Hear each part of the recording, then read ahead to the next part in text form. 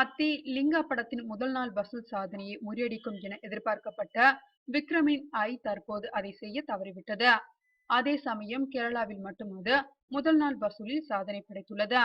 மற்றபடி தமிழகத்தில் இப்படம் ரிலீஸான ஜனவரி 14ஆம் தேதி முதல் நல்லபடியாக ஓடிக்கொண்டிருக்கிறது. வார நாட்கள் தொடங்குவதால் இதன் நிலை அடுத்த சில நாட்களில் தெரிந்துவிடும்.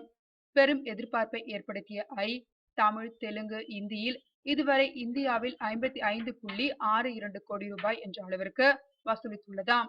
இது 3 நாட்கள் கணக்கு. விக்ரம் நடித்து வெளியாகியுள்ள படம் ஐ. இப்படம் குறித்து கலவையான விமர்சனங்கள் எழுந்துள்ளன. இருப்பினும் பொங்கல் விடுமுறையை வைத்து வசூலில் தொய்வில்லாத நிலை ஐ உள்ளது.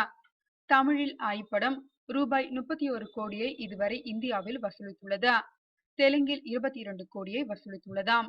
இந்தியில் 1.95 கோடியாம்.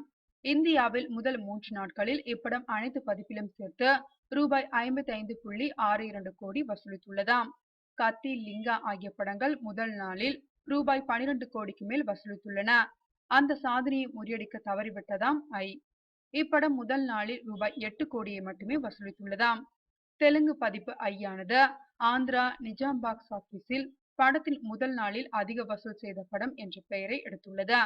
கேரளாவில் முதல் நாளில் வசூல் சாதனையை ஐ செய்துள்ளதாம். வரலாறு காணாத வசூல் என்று சொல்கிறார்கள்.